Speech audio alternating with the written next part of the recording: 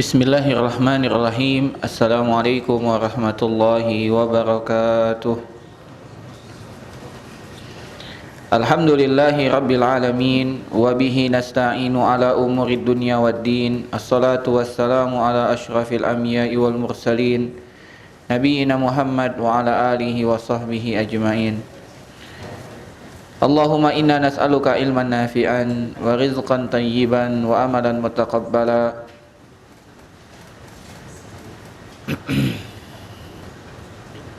Allahumma anfa'na bima 'allamtana wa 'allimna ma yanfa'una wa zidna ilman. Allahumma arinal haqqa haqqan warzuqna ittiba'ah wa arinal batila batila warzuqna ijtinabah. Allahumma ati nufusana taqwaha wa zakkiha anta khairu man zakkaha anta waliyuha wa maulaha. Kaum muslimin, jamaah Masjid Anwar yang dimuliakan oleh Allah Subhanahu wa taala. Marilah kita panjatkan segala puja dan puji syukur kepada Allah Subhanahu wa taala atas segala limpahan nikmat yang Allah Subhanahu wa taala telah berikan kepada kita. Mari kita bersyukur dengan lisan, dengan hati, dengan amal perbuatan. Karena apabila kita bersyukur kepada Allah, Allah Subhanahu wa taala akan menambah nikmat untuk kita, dan apabila kita lupa bersyukur, maka Allah Subhanahu wa taala mengancam kita dengan azab yang pedih. Allah Subhanahu wa taala berfirman di dalam surat Ibrahim, "La in syakartum la azidannakum wa la in kafartum inna azabi lasyadid." Jika kamu bersyukur, maka aku akan tambah nikmat. Namun jika kalian kufur, maka sesungguhnya azabku amat pedih. Salawat beriringkan salam marilah kita panjatkan kepada Nabi kita Nabi Muhammad sallallahu alaihi wasallam. Semoga salawat dan salam juga tercurah limpahkan kepada keluarga, sahabat, dan para pengikutnya yang mengikuti dengan benar sampai hari kiamat. Alhamdulillah, pada malam hari ini bapak-bapak sekalian, para jamaah kaum muslimin rahimani wa rahimakumullah, kita dapat berjumpa kembali setelah 2 pekan kita belum bisa bertatap muka. Alhamdulillah, pada pekan kali ini kita dapat berjumpa kembali untuk melanjutkan pembahasan dari kitab Minhajul Muslim pada pembahasan adab. Adab yang terakhir yang kita bahas adalah adab bermajelis. Adab bermajelis, adab duduk dan bermajelis. Alhamdulillah kita sudah bahas. Bahkan pada pertemuan terakhir kita telah bahas bagaimana adab duduk di pinggir jalan. Alhamdulillah. Maka pada kesempatan malam hari ini insyaallah kita akan melanjutkan sebuah adab yang kita dipastikan melakukan perkara itu setiap hari, bahkan minimal kita melakukannya 3 kali, bahkan sebagian kita tidak terhitung berapa kalinya. Ketahuilah adab itu adalah adab makan dan minum. Ketahuilah adab itu adalah adab makan dan minum. Jamaah sekalian rahimani wa rahimakumullah, coba kami ingin bertanya, adakah di antara kita yang tidak pernah makan dan tidak pernah minum? Jawabannya tidak ada, semua makan dan minum. Tapi permasalahannya, apakah kita telah memenuhi adab-adab makan dan minum tersebut? Wallahi jamaah sekalian, apabila kita melakukan adab-adab itu dalam kehidupan sehari-hari, maka betapa banyak pahala yang akan kita peroleh. Bayangkan, minum, berapa kali kita minum dalam sehari? Tidak terhitung, ya. Anak kalau di pondok ngajar itu bisa, ya, sekali ngajar itu dua gelas habis, kadang 3 gelas gitu ya.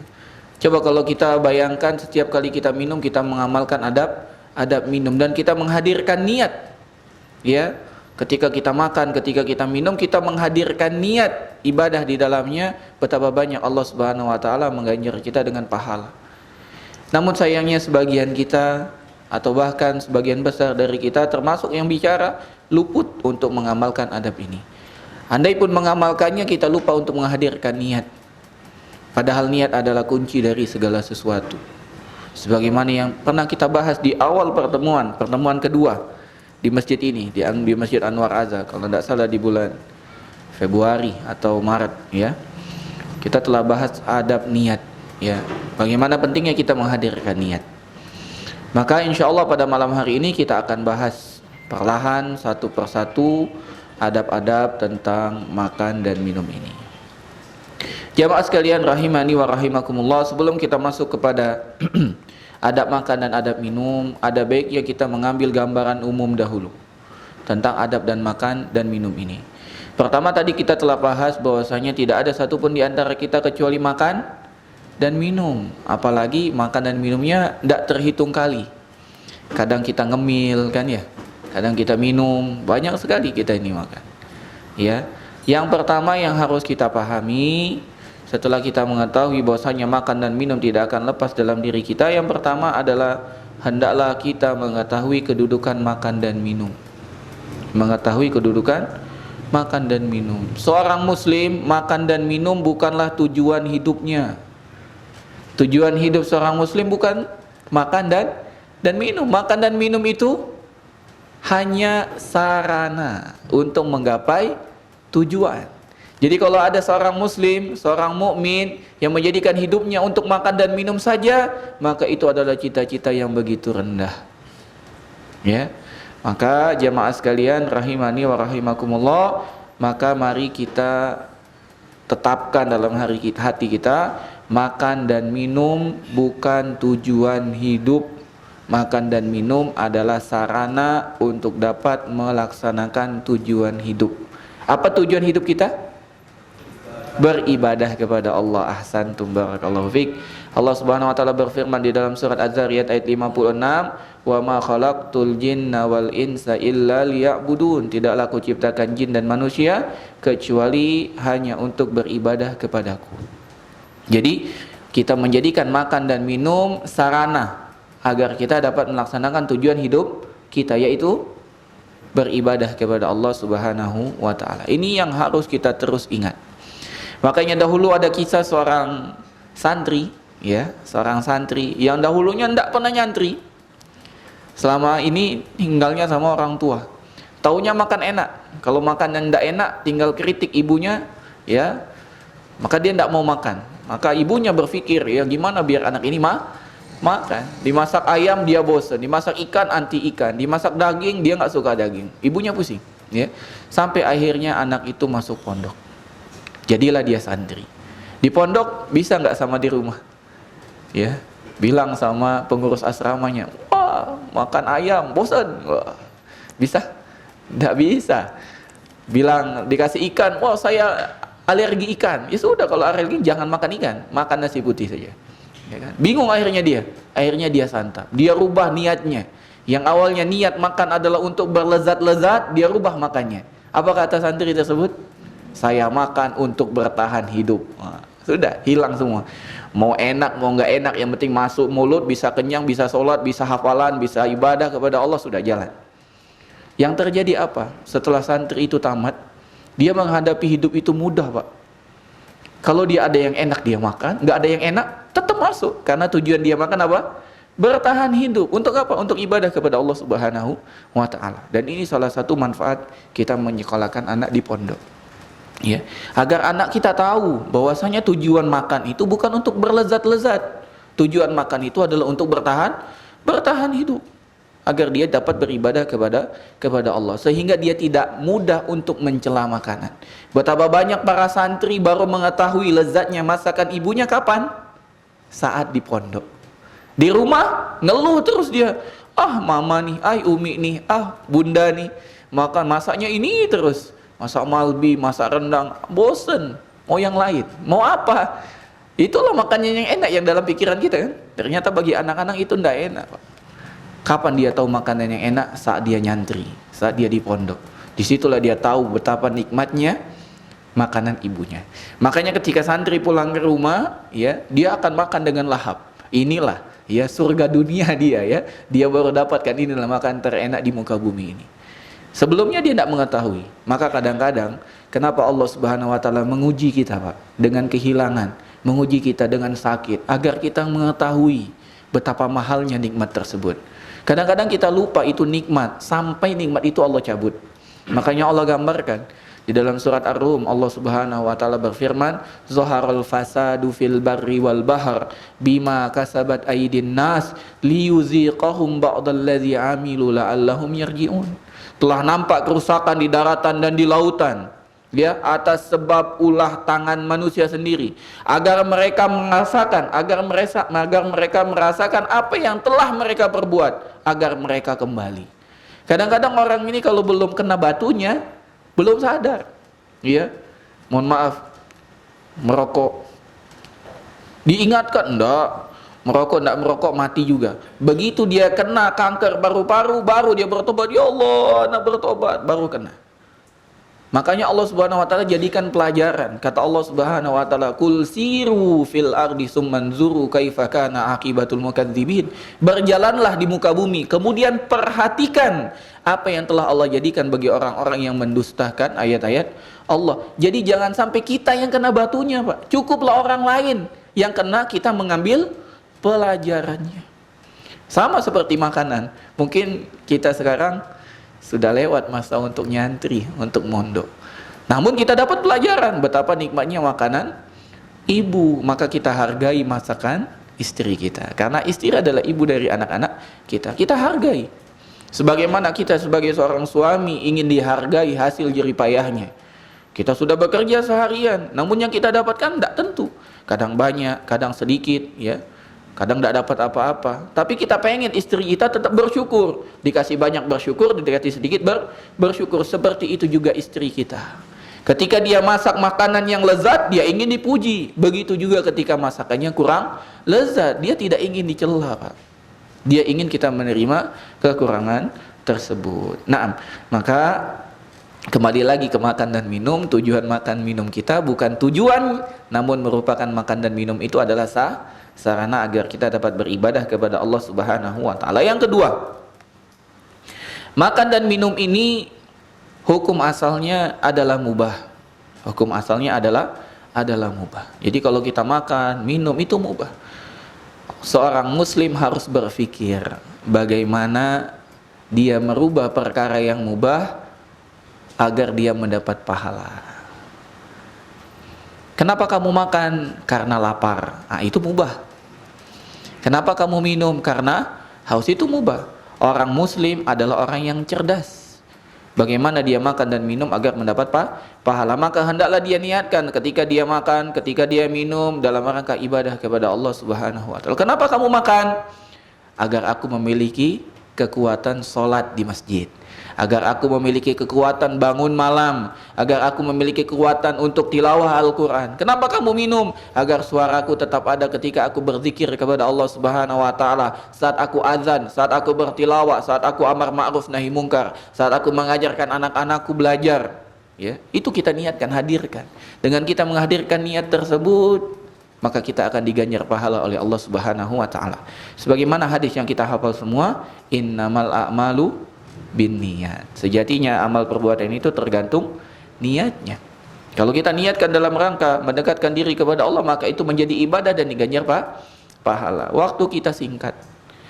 Perjalanan akhirat begitu panjang. Kalau kita tidak pintar-pintar mengelola hidup kita, maka kita tidak akan beruntung. Maka pintar-pintarlah kita mengelola hidup kita, ya. Bagaimana menjadikan yang mubah menjadi berpahala, ya. Bahkan ada yang miris. Ini dikatakan oleh Syekh Muhammad bin Shalih Al-Utsaimin, adatul alim ibadatun wa ibadatul ammi adatun. Bisa jadi karena orang tidak menghadirkan niat, ibadahnya orang awam itu jadi kebiasaan. Karena dia tidak menghadirkan niat, gugur kewajiban, tapi pahalanya tidak sebesar ketika dia menghadirkan niat. Mau kemana? Biasa ke masjid. Jadi niatnya ke masjid apa? Biasa. Maka diperbaiki niatnya. Kenapa ke masjid? Karena beribadah kepada Allah. Allah yang perintahkan, azan telah berkumandang, aku sambut panggilan azan. Maka hadirkan niat tersebut. Dan bisa jadi duduk kita di sini, kita niatnya beda-beda, Pak. Ada orang niat di sini hanya untuk menunggu waktu Isya, maka dia hanya mendapatkan niat menunggu waktu Isya. Ada orang duduk di sini niatnya untuk menambah ilmu agama, meniatkan untuk menunggu waktu Isya, meniatkan untuk terhindar dari dosa dan maksiat. Kalau di masjid dia tidak dosa maksiat. Kalau diulang bisa jadi melihat yang haram, mendengar yang haram, ya, nonton yang haram. Di masjid dia niatkan terhindar dari semua keharaman. Maka bisa jadi duduknya kita di sini, kita memperoleh pahala yang berbeda-beda. Bahkan ada yang duduk di sini niatnya untuk mendengarkan, nanti di rumah akan disampaikan lagi ke dalam rumahnya, ke istrinya, ke anaknya. Maka niatnya berbeda dengan yang lain.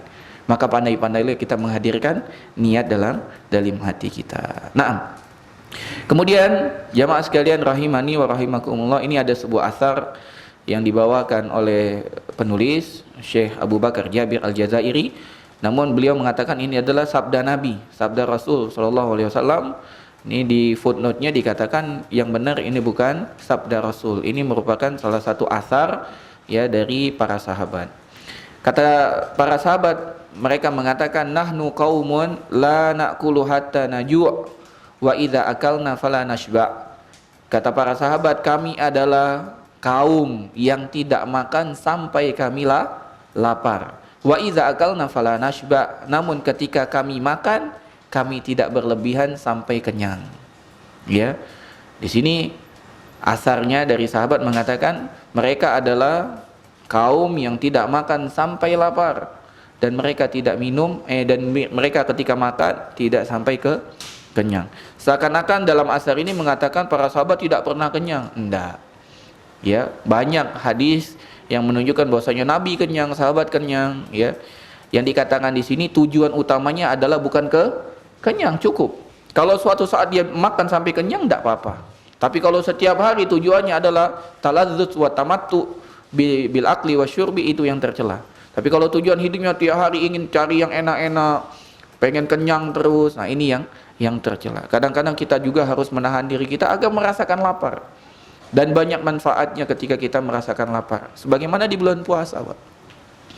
Ketika kita merasakan lapar, kita baru tahu betapa lezatnya makanan. Coba orang berpuasa, Pak. Ketika berbuka lezat enggak? Semua makanan terasa lezat. Kenapa? Karena kita lapar. Tapi kalau kita kenyang, durian pun terasa pahit. Kenapa? Karena kita sudah terlalu kenyang. Inilah nikmat yang Allah Subhanahu wa taala berikan. Dan satu lagi, ada hal yang luar biasa. Allah Subhanahu wa taala itu Maha Adil. Tidak membeda-bedakan kelezatan antara orang kaya dengan orang miskin. Ini keadilan dan kita harus syukuri.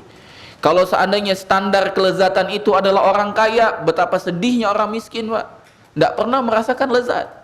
Namun standar kelezatan berbeda-beda untuk tiap manusia. Ini kenikmatan yang tidak ada taranya dari Allah Subhanahu wa taala. Bayangkan kalau standar kelezatan itu adalah standar kelezatan lidah orang kaya. Orang kaya tiap hari makannya sushi. Sushi. Ya. Tahu sushi enggak, Pak? Ya, tiap hari makan sushi. Makannya barbecue. Masya Allah, makannya seafood. Ya, makan udang, makan kerang, makan cumi. Kalau seandainya standar kelezatan itu adalah standar kelezatan orang kaya, kasihan orang miskin. Kenapa? Tidak pernah merasakan lezat. Tapi sayangnya, tapi alhamdulillahnya kita bersyukur kepada Allah, kelezatan itu tidak diukur dengan lidah orang kaya. Kebayang nggak ketika kita lapar siang-siang, habis sholat zuhur, perut udah bunyi, ya, ada nasi panas, ada sambal, ada lalapan, ada tempe goreng. Masya Allah. Ketika kita makan, Masya Allah, nikmat, lezat. Ternyata kelezatan itu tidak harus dengan ayam goreng, Pak. Dengan tempe panas, dengan nasi panas, ditambah dengan sambal, nikmat enggak? Nikmat luar biasa, Allahu Akbar. Ini kenikmatan. Ini kenikmatan. Mau coba? Lihat. Teman-teman kita yang kuliah di Madinah, ya, pernah cerita betapa mereka rindu makan tempe, Pak. Rindu makan tempe. Jangankan yang kuliah di Madinah, jamaah haji yang cuma 35 hari, 40 hari dia di sana, rindu makan tempe. Jangankan itu, yang umroh yang cuma 7 hari, rindu makan tempe, subhanallah. Rela mereka beli tempe seharga daging. Seharga daging, rela dibeli tempe seharga daging agar merasakan nikmat tempe. Lantas kenapa kita yang tiap hari makan tempe mengeluh? Orang kaya saja ingin tempe. Sudah, kalau kita makan tempe dan kita merasa kita hina, enggak. Makanan kita ini makanan orang kaya. Orang kaya aja pengen makan tempe. Ini makanan orang yang tinggal di Saudi. Orang di Saudi pengen makan tempe, subhanallah. Itu nikmat yang Allah Subhanahu wa taala berikan kepada kita. Nah, harus kita syukuri. Dan nikmat-nikmat Allah yang lain begitu banyak, yang apabila kita tadabburi, ternyata Allah memang maha kasih, maha sayang dengan kita. Ya. Sekaya apapun manusia, pernah bersedih nggak Pak? Pernah bersedih? Pernah menangis nggak? Pernah menangis? Pernah melamun nggak? Karena gundah, karena galau gitu. Sering, ya. Jangan-jangan orang kaya paling banyak galaunya. Ya Allah, ini harta banyak, siapa yang mau jagain? Ini harta banyak, anak cuma satu, gimana neruskannya? Bingung dia. Orang miskin, semiskin-miskin orang miskin pernah tersenyum nggak? Pernah tertawa nggak? Atau jangan-jangan lebih sering tertawa orang miskin daripada orang kaya. Ini kelezatan yang Allah Subhanahu wa taala berikan untuk kita semua. Tidak membeda-bedakan. Maka marilah kita banyak bersyukur kepada Allah Subhanahu wa taala. Nah, setelah kita tahu muqaddimah itu, maka kita mari masuk kepada adab makan. Adab makan ada 3, Pak. Adab makan ini ada 3. Maksudnya ada 3 bagian. Yang pertama adab sebelum makan, yang kedua adab saat makan, yang ketiga adab setelah makan. Ini penulis membagi menjadi 3. Kita bahas dulu yang pertama, adab sebelum makan. Adab sebelum makan. Yang pertama kata penulis, adab sebelum makan adalah hendaklah setiap muslim memilih makanan yang halal lagi baik. Muslim memilih makan dan minum yang halal lagi baik. Ternyata tidak cukup halal Pak, tapi juga baik. Ya. Apa ini masuk baik? Baik itu bukan sesuatu yang menjijikkan, yang jorok, ya. Itu baik. Atau yang memudaratkan bagi tubuh. Itu atau yang memudaratkan bagi tubuh. Dan ini berbeda-beda untuk setiap kita. Maka hendaklah kita mengukur diri kita sendiri. Mana yang halal, iya jelas. Yang thayyib untuk kita mana? Ya, salah seorang ustadz rahimahullahu rahmatan wasi'ah, sekarang beliau sudah wafat. Salah satu kisahnya dikisahkan oleh orang yang ada di sekitar beliau. Dia mau umroh. Maka diundang makan jamuan kan. Besok dia mau umroh, diundang jamuan. Sama orang yang punya kelebihan rezeki, dipotong kambing Pak. Dipotong kambing 1. Maka sebagian disate, sebagian lagi dimasak gulai. Gulainya gulai santan. Sang ustadz itu punya kolesterol, darah tinggi dan lain sebagainya. Maka di malam itu maka disuguhkanlah sate kambing dan demikian juga gulai kambing. Ya, yang penuh dengan santan. Ketika makan malam-malam naik, tensinya naik, qadarullah sampai stroke.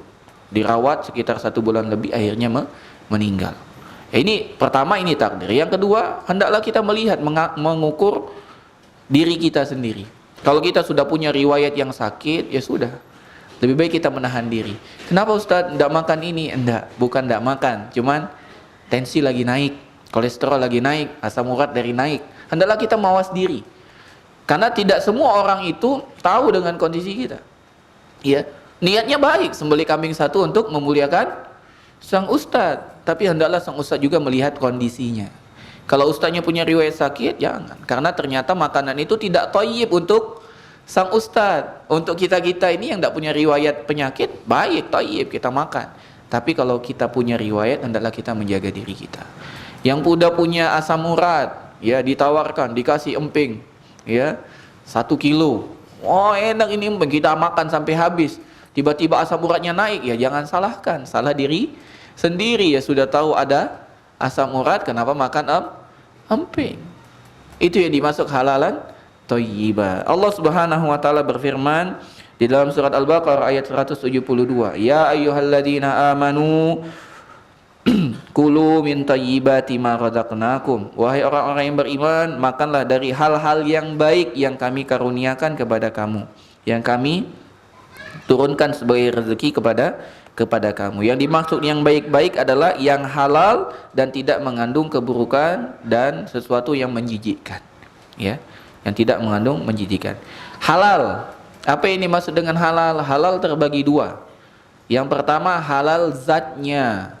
Hendaklah kita makan makanan yang zatnya halal. Yang kedua halal cara mendapatkannya.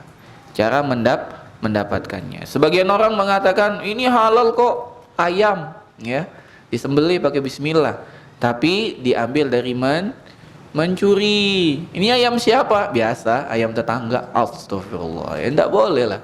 Ya, kecuali ayam tetangganya dibeli.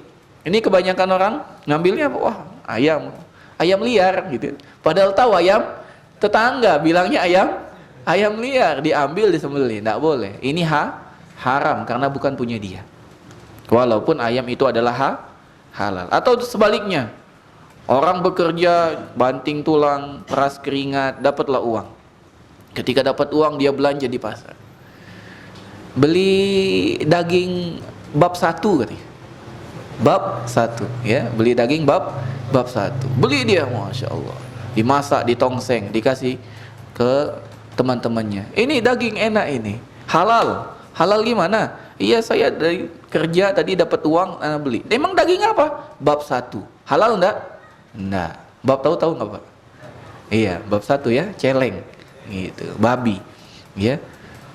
Dia kasih makan. Enggak. Kenapa? Karena daging babi haram. Jadi bukan hanya zatnya, cara mendapatkannya juga harus dilihat. Kebanyakan orang mengatakan ini kan halal, jangan dikatakan ini haram. Itu haram. Haram dari cara mendapatkannya. Yang kedua, dari adab sebelum makan adalah hendaklah seorang muslim meniatkan ketika dia makan dan minum untuk menguatkan tubuhnya dalam rangka ibadah kepada Allah.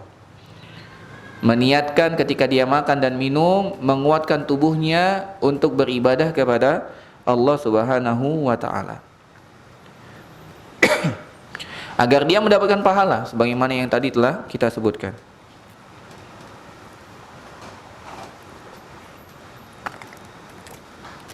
Karena sesuatu yang mubah dengan niat yang baik maka berubah menjadi sesuatu yang mendapatkan pahala, menjadi ibadah. Yang ketiga, hendaklah sebelum makan mencuci tangannya. Mencuci tangan. Dalam Islam ini dijaga, Pak, kebersihan. Ya, dijaga kebersihan. Dalam Islam itu betul-betul menjaga kebersihan. Bukan hanya kebersihan zahir, tapi kebersihan batin pun dijaga. Bayangkan, ya, hati kotor saja kita harus bersihkan, apalagi cuma tangan. Maka sebelum makan hendaklah kita mencuci tangan. Kalau tangan kita sudah bersih, ya siapa tahu, kita tidak tahu, maka lebih baik kita mencuci tangan sebelum makan. Jadi sebelum orang-orang kafir mengatakan cuci tangan sebelum makan, sebelum datangnya wabah corona, sebelum datangnya COVID-19, agama Islam telah mengajarkan sebelum makan cuci tangan. Ya, cuman prakteknya banyak kaum muslimin yang tidak cuci. Bersih. Kan dia. Hendaklah mencuci tangan. Yang keempat, dan ini yang mungkin jarang yang kita lakukan, dan ini merupakan sunnah yang mungkin kita harus coba untuk mengamalkannya. Yang keempat adalah hendaklah menaruh makanan di atas alas, di tanah, di atas di tanah. Seperti sufra. Sufra itu alas, ya, bisa dari plastik, bisa dari daun, atau bisa nampan. Hendaklah disuguhkan di lantai, disuguhkannya di lantai, bukan di atas meja, di atas hidangan. Ya, ini salah satu adab. Apabila kita melakukannya, insya Allah dapat pahala. Tapi kalau kita tidak melakukannya, insya Allah tidak apa-apa, tidak berdosa. Ya, ini salah satu adab. Karena Nabi Muhammad SAW dikabarkan oleh Anas bin Malik, pembantu beliau, Anas bin Malik, beliau SAW, ma akala Rasulullah SAW ala khuwanin wala fi sukrajatin. Kata Anas bin Malik, Nabi SAW tidak pernah makan di atas hidangan, ya, di atas meja makan, dan Nabi SAW tidak pernah makan di tempat hidangan yang besar.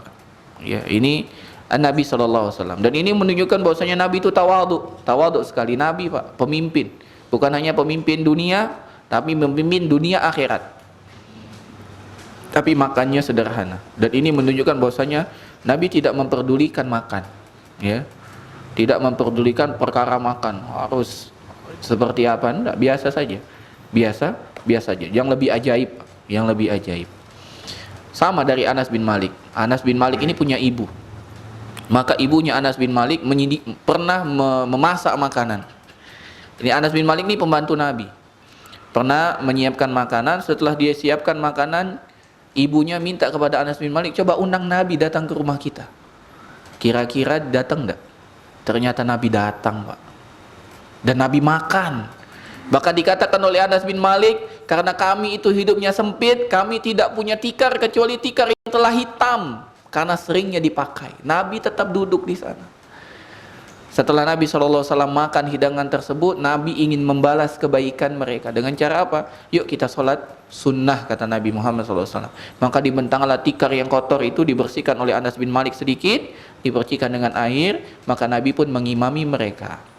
Dikatakan oleh pensyarah hadis ini, salah satu tujuannya ada Nabi SAW ingin mengajarkan para wanita yang ada di rumah itu tata cara sholat Nabi. Karena para wanita terhalangi untuk datang ke masjid, tidak bisa lihat tata cara sholat Nabi. Maka ketika ada kesempatan, Nabi mengajarkan mereka sholat. Tawaduknya Nabi, Pak, subhanallah.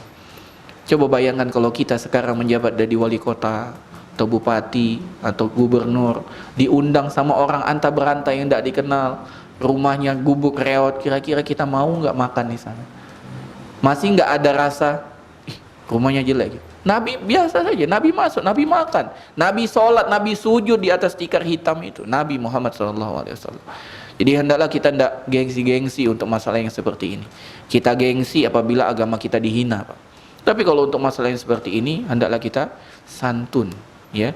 Dan Nabi Muhammad SAW bergaulnya dengan orang-orang miskin.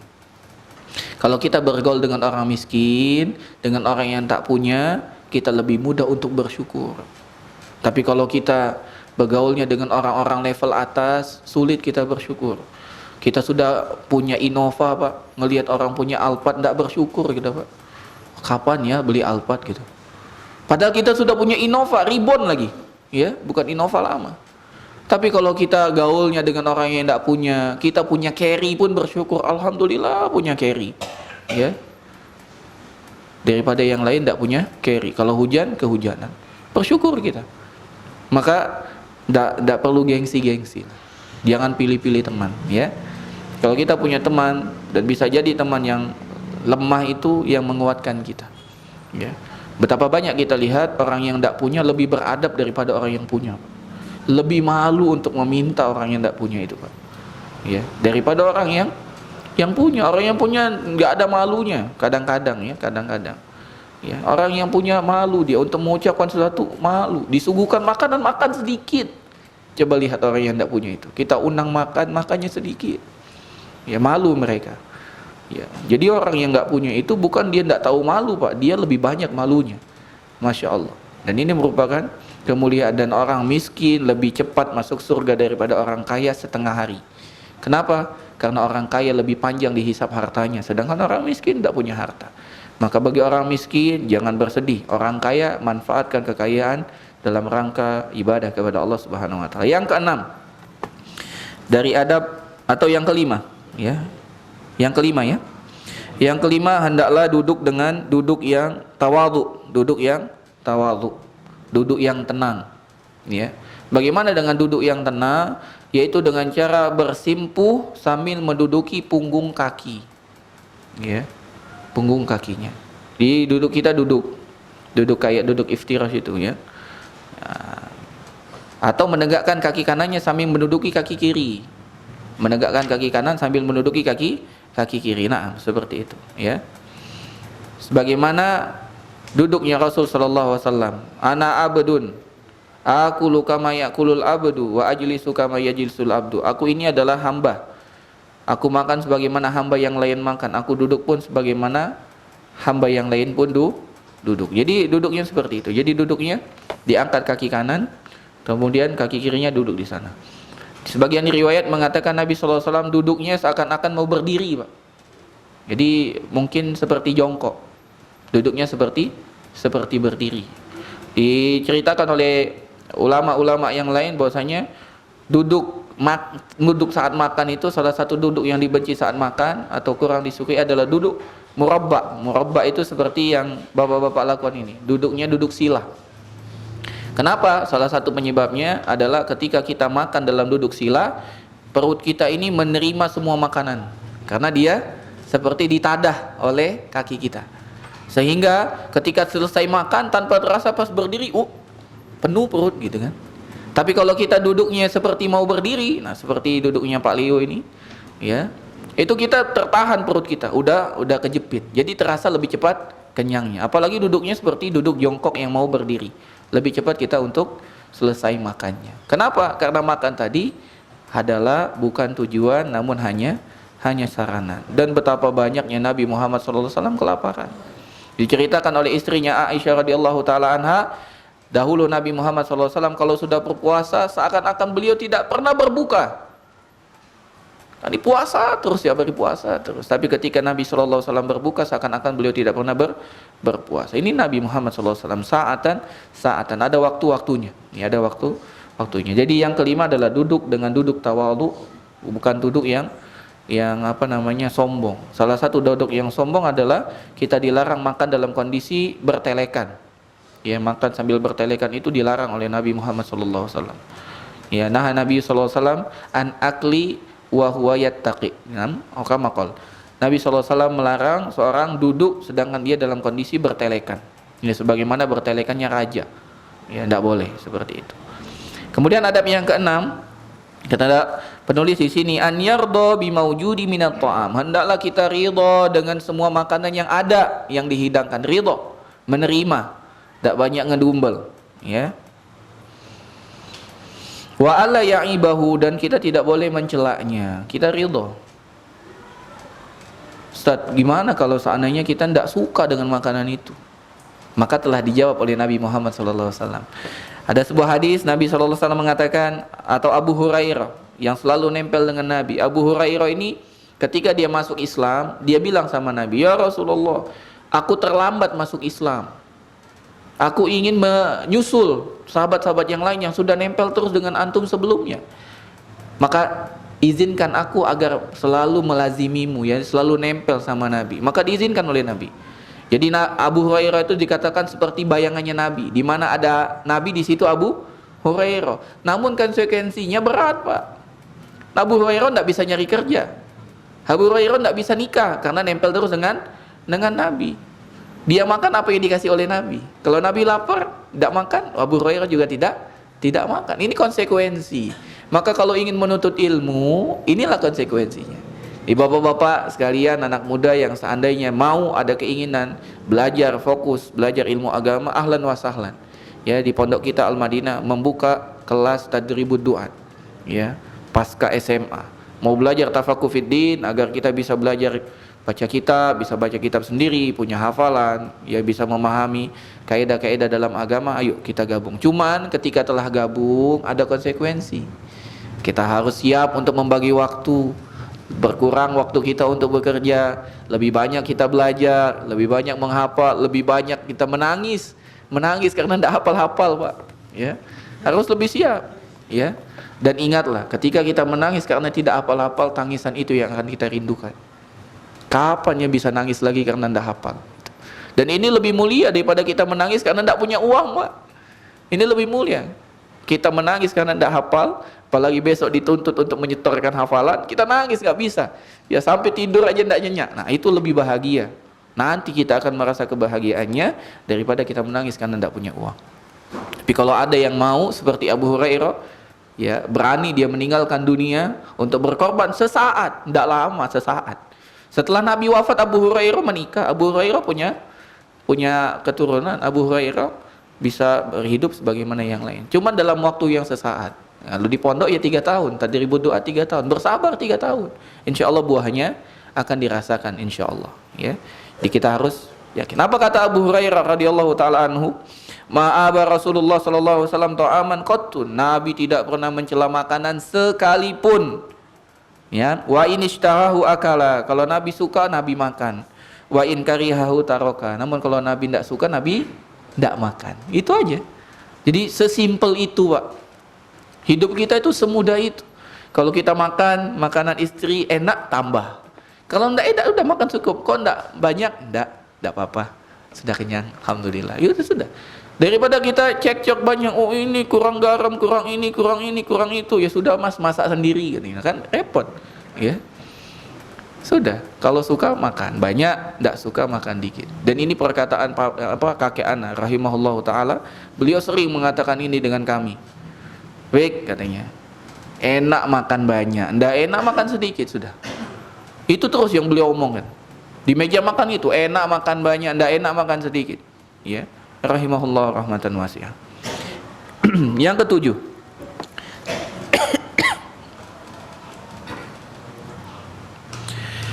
makan hendaklah kita makan bersama yang lain, ya, seperti tamu, istri, anak, pembantu dan lain sebagainya. Artinya makannya bersama-sama. Dan ini ada keberkahan,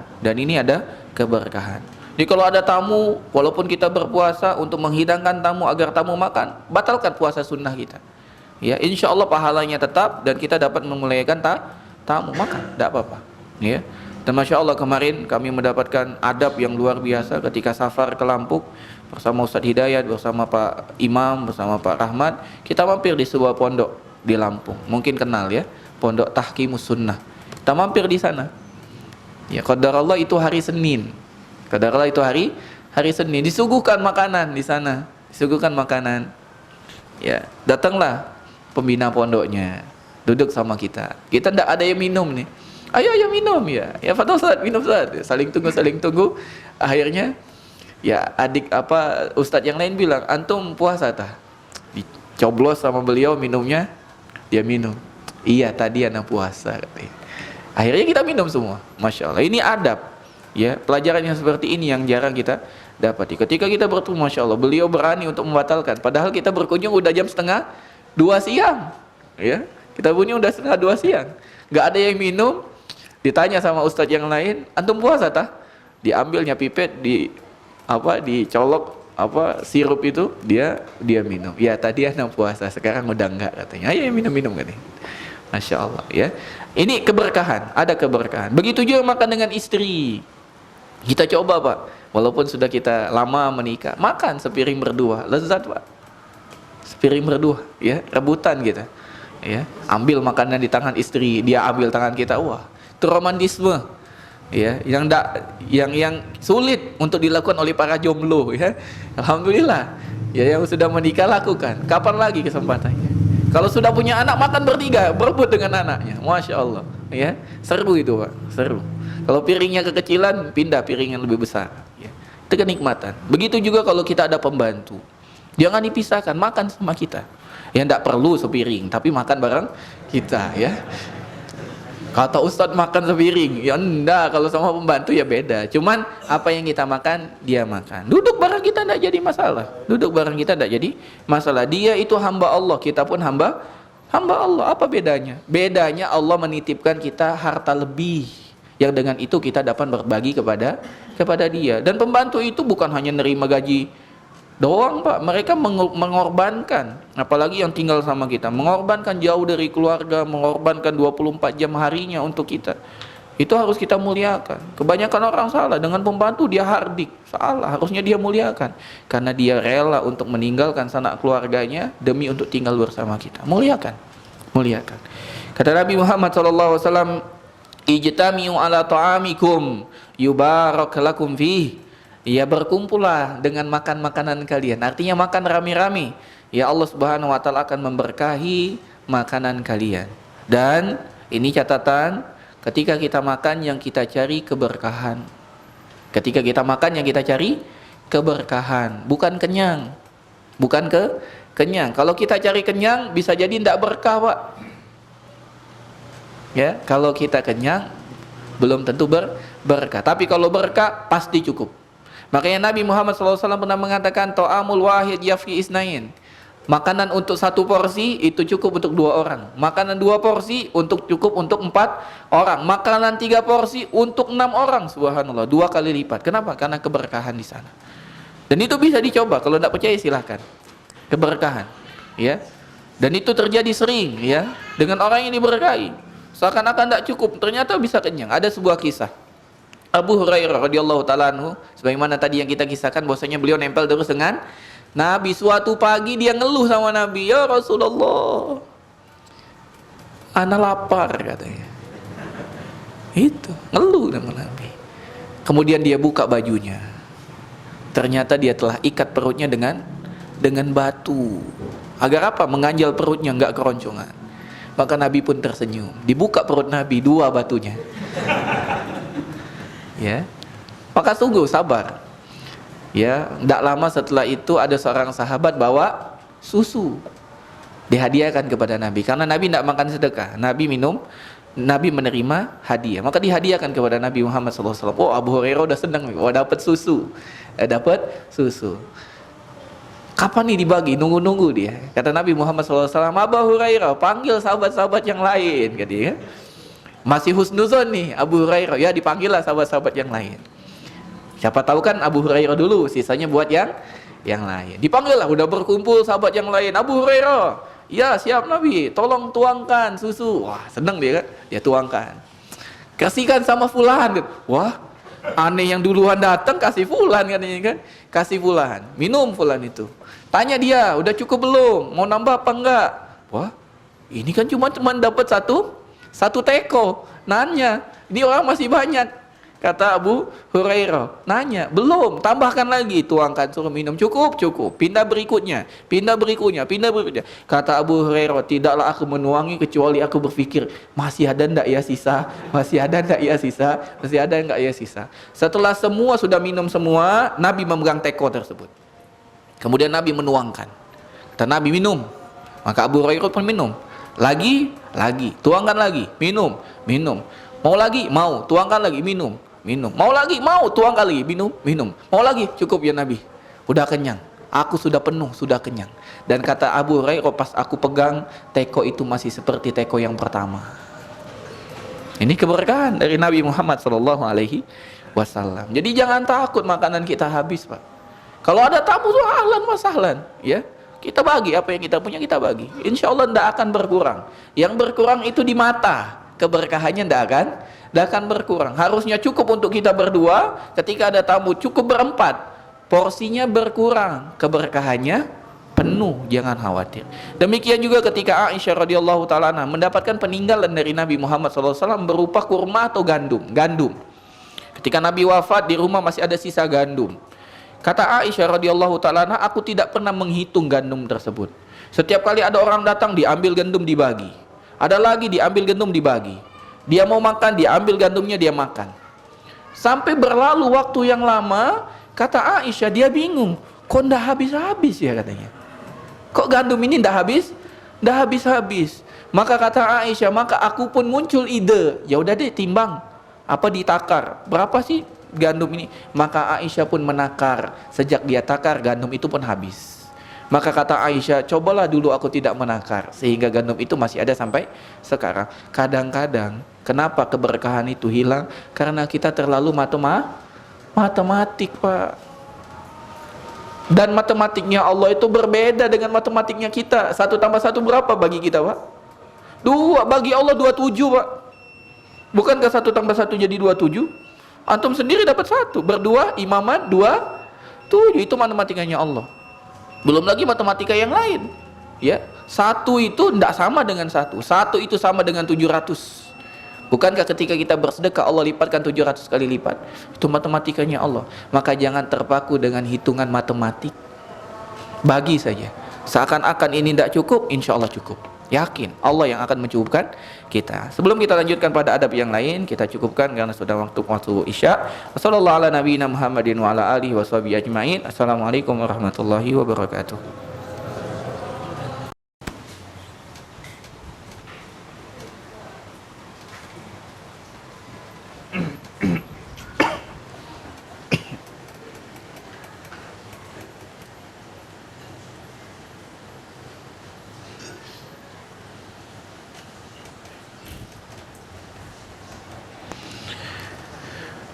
Bismillahirrahmanirrahim. Alhamdulillahirabbil alamin. Wa bihi nasta'inu ala umuri dunya waddin. Assalatu wassalamu ala asyrafil anbiya'i wal mursalin nabiyina Muhammad wa ala alihi wa sahbihi ajmain. Kita lanjutkan dari adab makan. Kita masuk yang kedua adalah adab saat makan. Adab saat makan. Yang pertama, saat kita makan hendaklah kita sebelum memasukkan makanan ke dalam mulut, kita mengucapkan bismillah. Hendaklah menyebut bismillah sebelum kita makan. Kalau bismillahirrahmanirrahim boleh enggak? Boleh. Ya, bismillah boleh, itu minimal. Bismillahirrahmanirrahim juga boleh. Apakah baca bismillah di awal saja atau setiap kali suapan? Ya, diriwayatkan bahwasanya Imam Ahmad bin Hambal mengucapkan bismillah setiap kali ya menyuapkan makanannya ke mulut. Tapi minimal adalah kita mengucap bismillah saat pertama kali makan. Ya, saat pertama kali makan. Kata Nabi Muhammad SAW, "Idza akala ahadukum falyazkur ismallahi ta'ala." Barang siapa yang ingin makan, maka hendaklah dia mengucapkan nama Allah, yaitu bismillah sebelum dia makan. Kenapa? Apa faedahnya ketika kita mengucapkan bismillah sebelum kita makan? Karena dengan kita menyebut bismillah, setan terhalangi untuk makan bersama kita. Tapi kalau kita tidak mengucapkan bismillah, maka setan makan bareng kita. Ya, karena Allah Subhanahu wa taala mengabarkan bahwasanya setan itu berserikat dengan manusia. Jin itu berserikat dengan kita, Pak, pada makanan, pada tempat tinggal, bahkan nauzubillah sama istri. Makanya sebelum kita melakukan apapun, baca bismillah. Ya. Kita berdoa kepada Allah. Sebelum makan bismillah, sebelum melepas pakaian bismillah, Pak. Ya, karena kalau kita tidak baca bismillah, setan melihat aurat kita. Terutama kalau kita masuk kamar mandi. Kita memohon kepada Allah, Allahumma inni a'udzubika minal khubuthi wal khaba'ith. Ya, setan perempuan, setan laki-laki. Laki-laki dilihati setan perempuan, perempuan dilihatin oleh setan laki-laki, dan itu bisa terjadi, Pak. Ya, anak punya karib kerabat, itu pernah dia menginap di Anyer, Carita, di sebuah penginapan yang sudah lama. Dia tidur, mungkin dia tidak baca doa juga, dia tidur cuman dengan, mohon maaf, celana kolor, Pak. Buka baju, cuman pakai celana dalamnya saja. Dia tidurlah dia. Maka setelah pulang dari situ, dia pulang ke rumahnya, diceritakan sama istrinya, ini kenapa tiap malam mimpi basah? Tiap malam mimpi basah. Ya, tiap malam. Maka ditanya loh istrinya, ternyata ketika dia tidur itu, dia mimpi berhubungan dengan seorang gadis berpakaian hijau. Ya, mungkin itulah yang disebut dengan apa? Roro Kidul. Ya, itu. Mimpi itu seperti itu, ya. Tapi akhirnya diruqyah dan alhamdulillah terbebas. Artinya memang ada seperti itu. Dan lebih menakutkan lagi, seorang wanita kalau udah dijatuh cintai sama jin, ya jin bisa mengganggu wanita tersebut. Kadang dia kesurupan sendiri dan lain sebagainya. Maka penting kita baca bismillah termasuk sebelum makan. Tapi kalau kita lupa, saking bersemangatnya, wah ini ada duren ini, masya Allah, tanpa bismillah lagi, hop. Ketika sudah masuk mulut, subhanallah, ana belum baca bismillah. Mengucapkan apa? Kata Nabi sallallahu alaihi wasallam, fa inna siya an yazkura rasmallahi ta'ala fi awalihi falyakul bismillahi awalahu wa akhirahu. Tapi kalau dia lupa baca bismillah sebelum dia makan, maka ketika dia ingat, dia berdoa bismillahi fi awalihi wa akhirihi, atau bismillahi awalahu wa akhirahu. Kita mengucapkan bismillahi awalahu wa akhirahu, atau bismillahi fi awalihi au akhirihi. Bismillahi fi awalihi wa akhirihi. Itu yang pertama. Yang kedua, hendaklah kita setelah makan mengucapkan hamdalah, mengucapkan hamdalah, alhamdulillah. Kalau lengkap boleh enggak? Boleh. Alhamdulillahi rabbil alamin, boleh. Ya.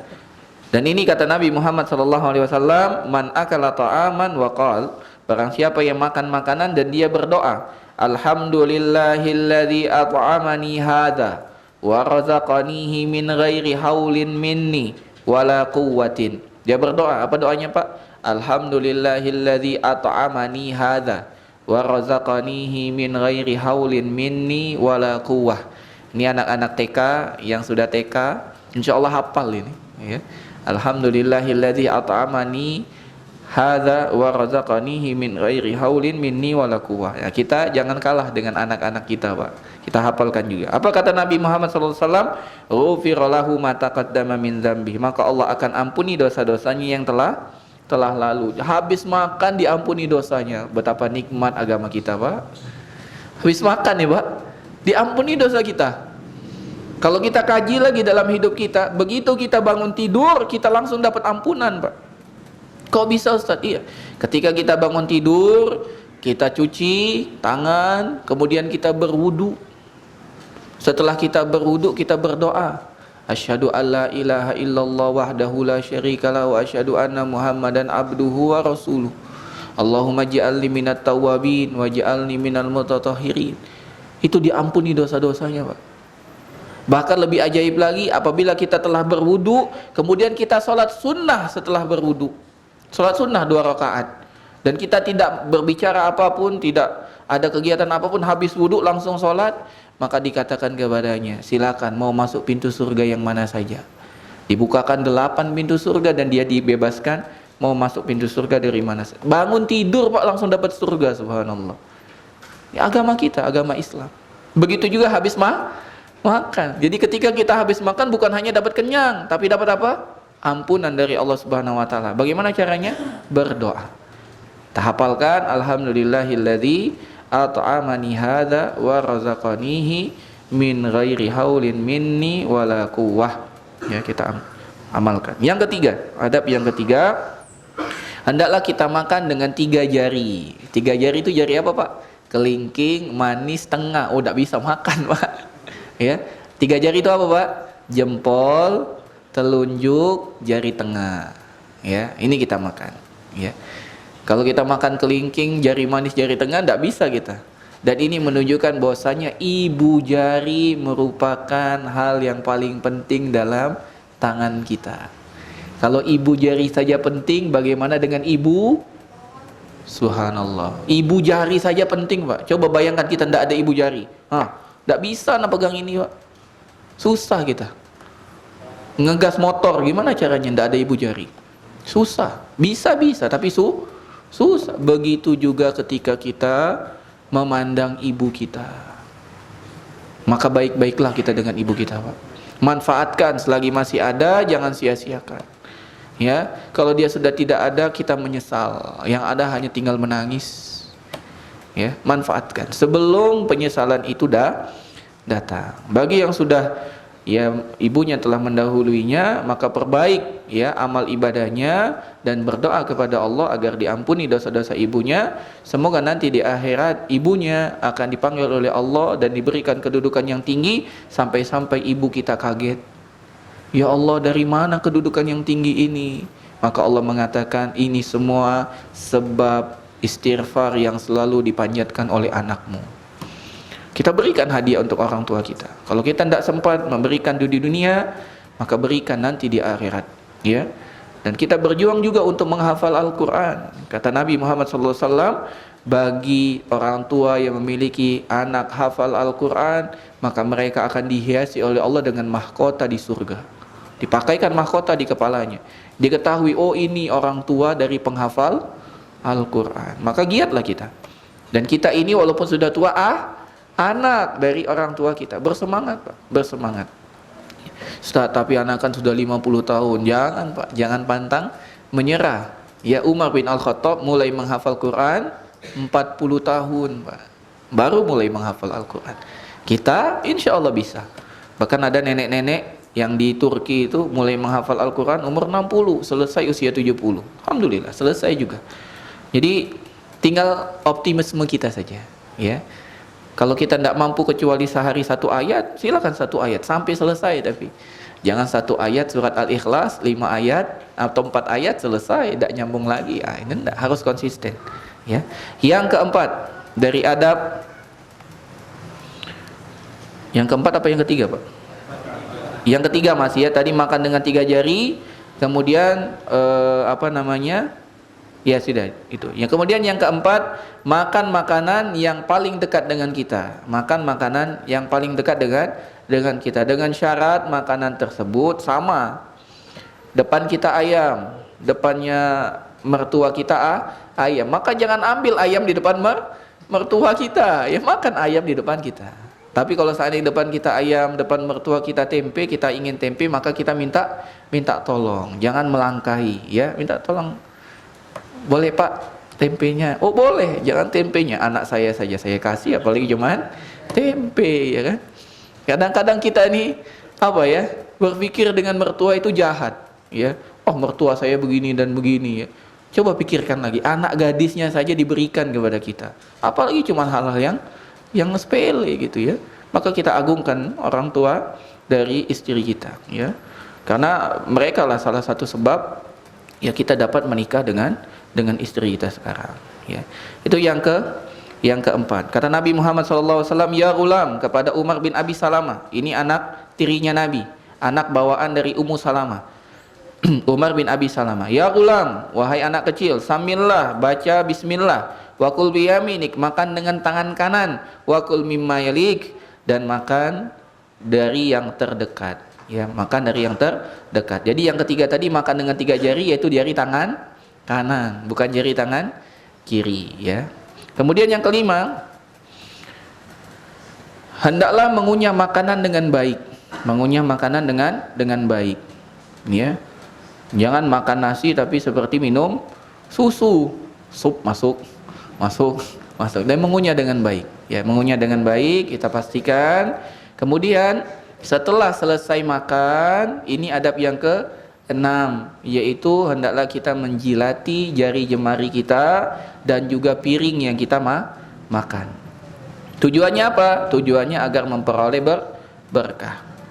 Jadi Ustaz, piring itu kita jilat begitu? Tidak harus. Bisa kita pakai jari kita, kemudian kita jilat jari kita. Ya, kalau kita jilat piring ini ya tidak enak lihatnya kan? Ambil piring yang kita jilat itu, ya. Kita pakai jari kita, kemudian kita jilati jari jemari kita. Ustaz, jorok? Enggak, itu enggak jorok. Jorok itu kita makan sisa, itu jorok.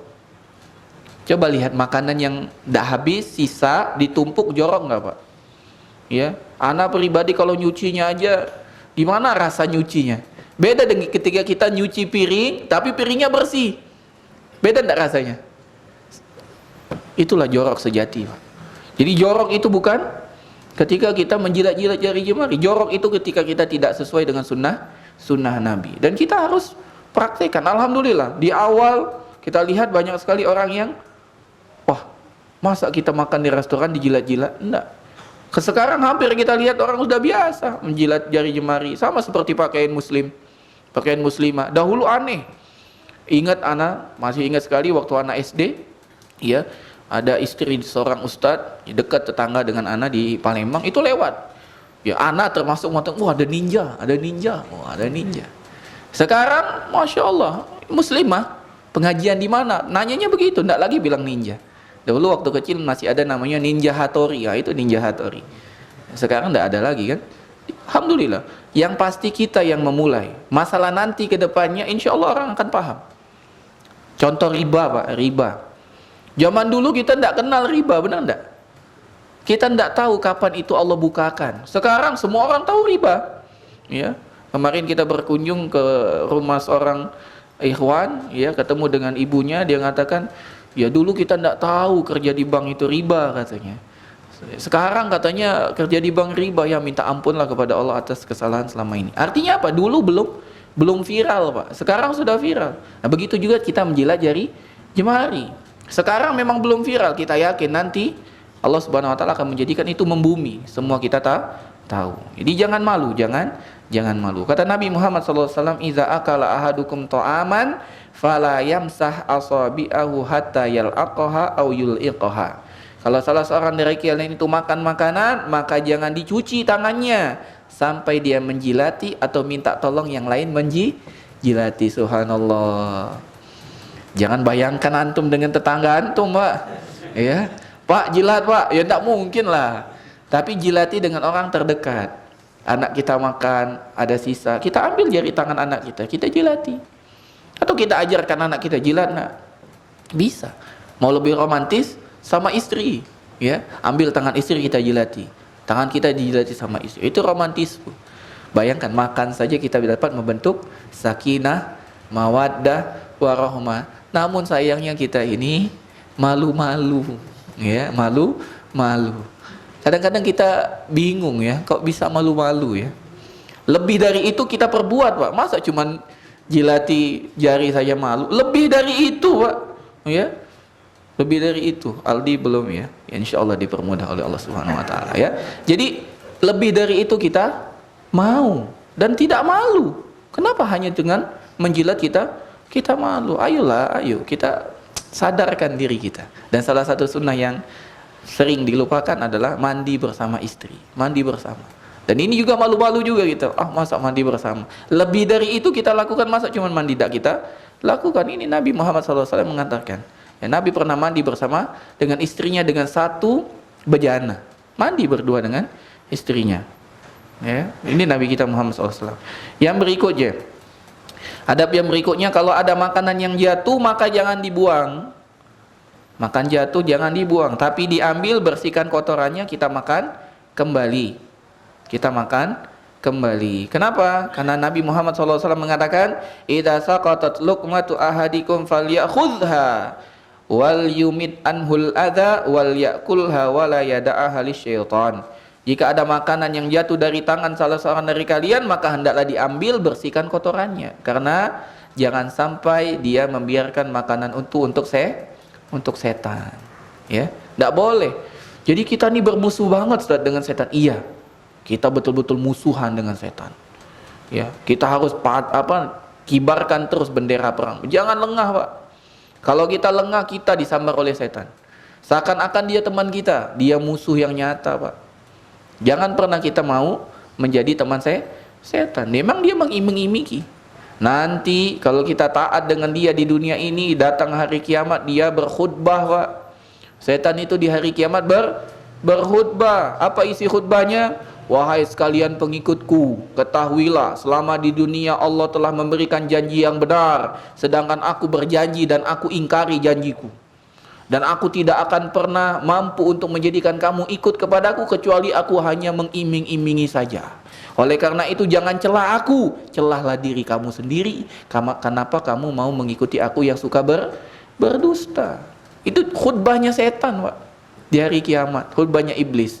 Ya, wa qala syaitanu lamma qudiyal amru, di dalam surat Ibrahim. Bagi siapa yang ingin lihat surat Ibrahim. Ya, setan berkhutbah di hari kiamat. Bahkan Allah Subhanahu wa taala menyediakan mimbar khusus untuk setan berkhutbah. Ya. Disediakan mimbar berkhutbah di hadapan pengikut-pengikutnya. Ya, inti khutbahnya setan berlepas diri. Ya. Jangan bilang ini semua karena setan. Enggak. Setan tidak pernah mengangkat tangan kita sehingga kita bermaksiat. Setan cuma bisiki, ambil. Kapan lagi ambil? Proyek, ambil. Cuman bisiki. Apakah setan yang ngangkat tangan kita? Enggak, kita sendiri kan. Begitu juga lihat akhwat, lihat cantik lo, lihat lo, cantik lo, pandang itu. Memang setan yang menjadikan mata kita bergerak? Enggak kan, kita sendiri. Setan cuman. Maka begitu ketika kita makan, jatuh jangan tinggalkan. Itu musuh kita. Ini musuh. Jangan sampai ditinggalkan, diambil.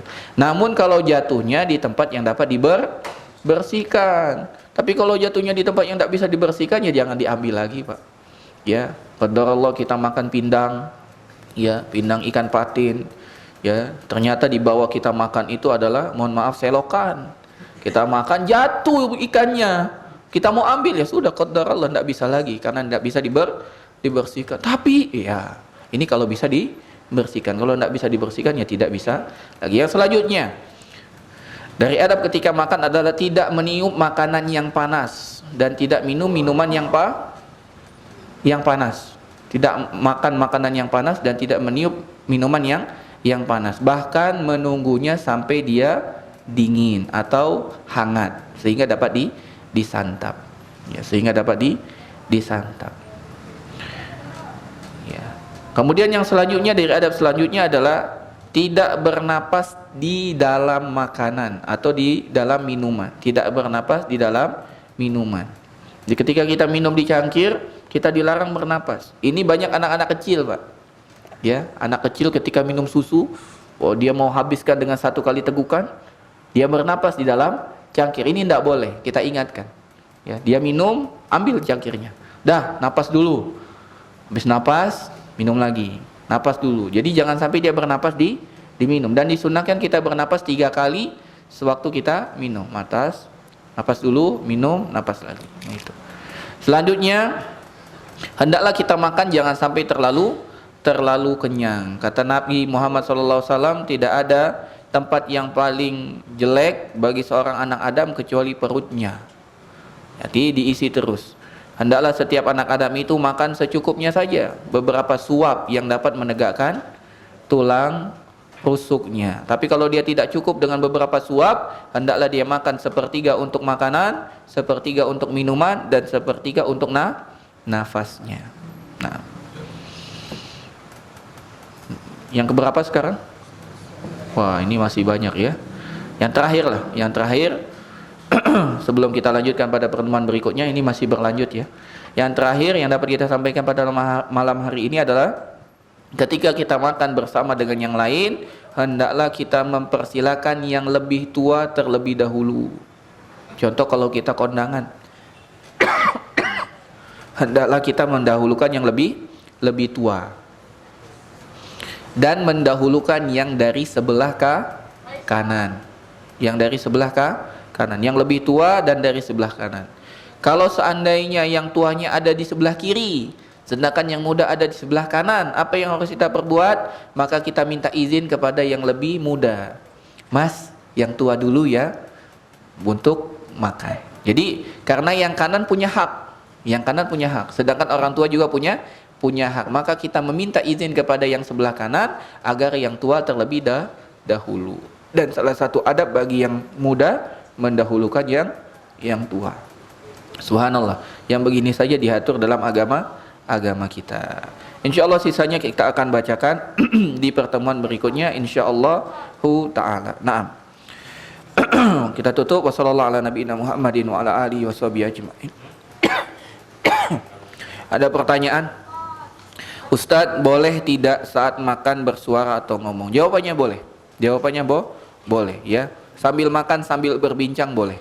Sambil makan sambil berbincang boleh. Tapi pastikan ketika kita makan sambil berbincang, jangan sampai ketika kita ngomong makanan kita pindah ke orang lain. Nah, ini ya.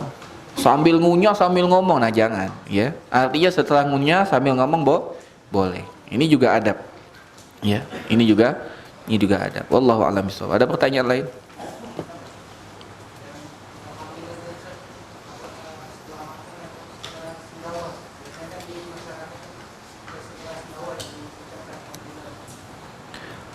Yang disampaikan di sini setelah makan, ya. Adapun sendawa, tidak tahu, tidak ada hadisnya yang mengatakan setelah sendawa baca hamdalah. Kalau bersin, ya, alhamdulillah. Kalau sendawa, tidak tahu. Wallahu a'lam. Ada lagi? Fadol, langsung boleh, tidak usah bagi kertas. Fadol.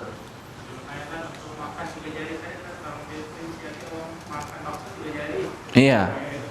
Ya tentunya makan 3 jari yang dapat kita gunakan dengan tiga jari. Kalau makan berkuah ya tidak bisa pakai 3 jari. Pakainya sendok. Sampai kiamat insya Allah tidak habis-habis tuh kuahnya ya. Jadi kita sesuaikan juga dengan pemahaman dan makanan yang kita santap. Ya. Ini dan tidak tercela ketika antum makan pakai sendok, boleh pakai sendok. Tapi agar antum dapat menjilati pakai tangan lebih baik. Jadi boleh pakai sendok. Ada pemahaman dari sebagian ikhwan makan harus pakai tangan. Kalau tidak pakai tangan disalahkan. Ya, enggak. Boleh pakai sendok, tapi pakai tangan lebih utama. Ya, kalaupun kita pakai sendok, sendoknya kita jilati juga sebagaimana kita menjilati tangan. Wallahu a'lam bishawab.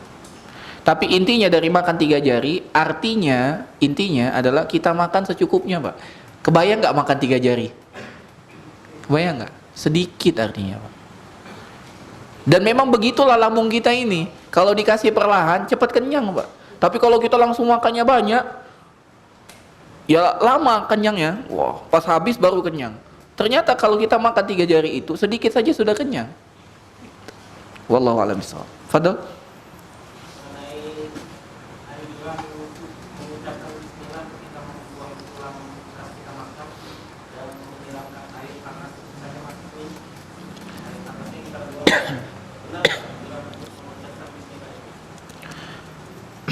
Wallahu a'lam bishawab. Ana lupa. Kalau yang buang tulang baca bismillah, ana lupa. Tapi memang tulang itu salah satu makanan jin ya, dari ikhwan kita. Karena jin itu ada yang muslim, ada yang kafir. Maka mungkin juga ana lupa dalilnya. Mungkin ketika kita baca bismillah yang makannya hanya saudara kita dari bangsa jin yang beriman kepada Allah Subhanahu wa taala. Wallahu a'lam bishawab. Adapun menyiram yang panas, ya kita diharapkan jangan menyiram yang air panas itu langsung ke tempat pembuangan, ya, di lubang-lubang. Ya, salah satu hikmahnya, salah satunya di lubang-lubang itu biasanya ada makhluk yang hidup, Pak. Ketika kita siram, mati dia. Maka hendaklah sebaiknya kita tahan dulu yang panas ini sampai dia tidak terlalu panas, baru kita buang. Tapi kalau kita memang tidak bisa, maka kita cari tempat lain yang tidak langsung kena lubang-lubang, gitu ya. Tapi yang terbaik adalah menunggu sampai dia tidak panas baru dibuang. Wallahu a'lam bishawab. Jadi kita bisa misalnya masak mie misalnya kan, ya kita cari mangkok yang tempat lain, kita siramkan di mangkok tersebut. Kalau sudah dingin baru dibuang di tempat saluran air. Wallahu a'lam bishawab. Silakan.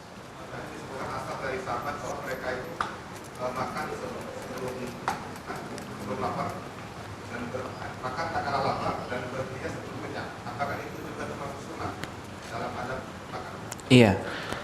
Jadi asar yang disampaikan sini, dan ini merupakan apa yang mereka lihat dari Nabi Muhammad SAW. Bahwasanya Nabi SAW tidaklah tidaklah makan kecuali beliau sudah lapar. Salah satu kisahnya yang tadi itu, Abu Hurairah kelaparan kan. Kisah yang lain juga ada. Ketika Nabi Muhammad SAW keluar bertemu dengan Abu Bakar. Nabi bertanya, apa yang mengeluarkanmu dari rumah? Apa kata Abu Bakar? Lapar ya Rasul. Jadi yang mengeluarkan Abu Bakar dari rumah apa? Lapar. Ketika berjalan berdua dengan Abu Bakar, bertemu lagi dengan Umar. Wahai Umar, apa yang mengeluarkanmu, kata Nabi? Lapar ya Rasul. Ya sudah, kata Nabi, yuk kita datangi sahabat yang lain. Datanglah Nabi ke rumah sahabat yang lain yang punya ternak, yang punya kambing. Kata orang tersebut, wah ini tamu spesial, kita akan masakan yang spesial. Maka dia pilih kambing gemuk yang lagi menyusui, susunya banyak. Maka kata Nabi Muhammad SAW, jangan yang itu, ya, hati-hati jangan ambil yang banyak susunya, karena kalau disembelih susunya hilang, sedangkan kamu akan mengambil manfaat dari susunya. Pilih yang lain, pilih yang tidak banyak susunya. Disembelihlah itu. Kemudian Nabi SAW makan sampai kenyang, Kemudian setelah makan, Nabi SAW menyampaikan firman Allah Subhanahu Wa Taala,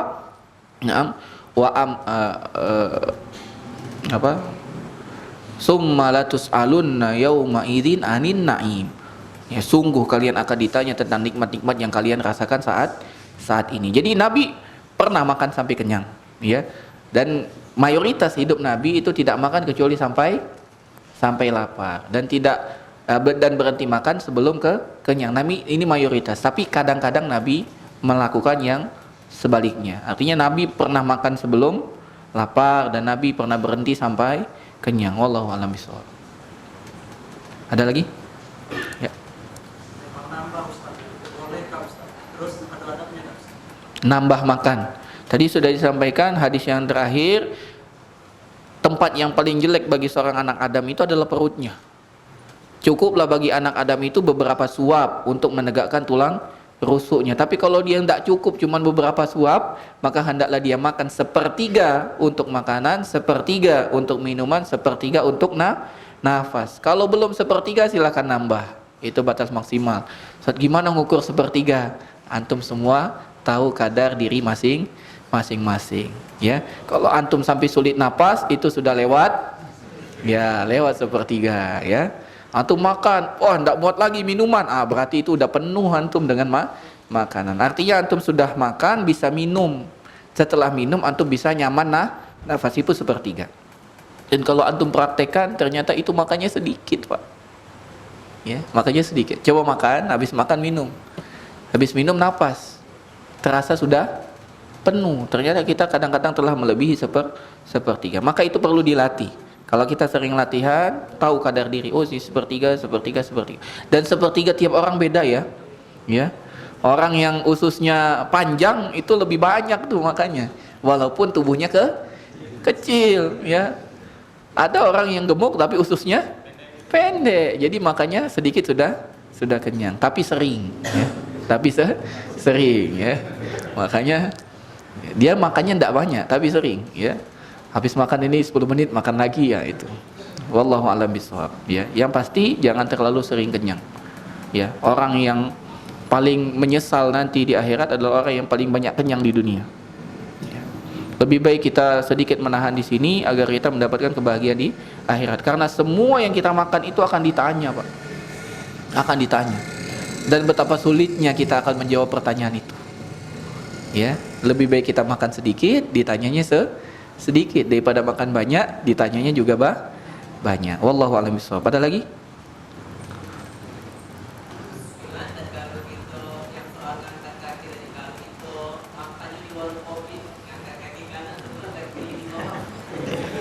Disesuaikan dengan kondisi. Kalau kita makannya di restoran ya janganlah, tidak patut. Ya, tapi kalau kita makannya lesehan, boleh. Walaupun di restoran, kalau lesehan boleh. Kalau lesehan. Tapi kalau di kursi jangan. Dia ada kisah di Palembang. Ada orang baru kenal sunnah makan. Ya, dia makan. Kalau tidak salah dia makan di apa? Bistik itu apa namanya? Nah, tempat makan stick-stick ya itulah pokoknya. Dia makan, kakinya angkat satu. Ya, jadi di kursi dia angkat satu kakinya. Datanglah pelayannya, Pak, mohon maaf kakinya diturunkan, tidak enak sama tamu-tamu yang lain. Marah dia, geprak meja. Kamu tahu nggak ini sunnah Nabi Muhammad SAW? Ya, tidak begitu juga kita, tidak begitu juga. Ya, lihat sikonnya. Kalau memang tidak bisa angkat kaki dan memang itu bukan tempat untuk angkat kaki ya jangan. Tapi kalau lesehan tidak apa-apa, laksanakan aja. Insya Allah kalau lesehan lebih nyaman. Wallahu a'lam bishawab. Ada lagi? Cukup ya? Lebih dan kurang kami mohon maaf, pada Allah kami mohon ampun. Semoga Allah Subhanahu wa taala bimbing kita dalam kebaikan, bimbing kita dalam kemaslahatan, dan jaga kita dalam keimanan dan ketakwaan sampai ajal mendatangi kita dan kita meninggal dalam keadaan husnul khatimah. Kita tutup dengan doa kafaratul majlis. Subhanakallahumma bihamdika asyhadu an la ilaha illa anta astaghfiruka wa atubu ilaik. Assalamualaikum warahmatullahi wabarakatuh.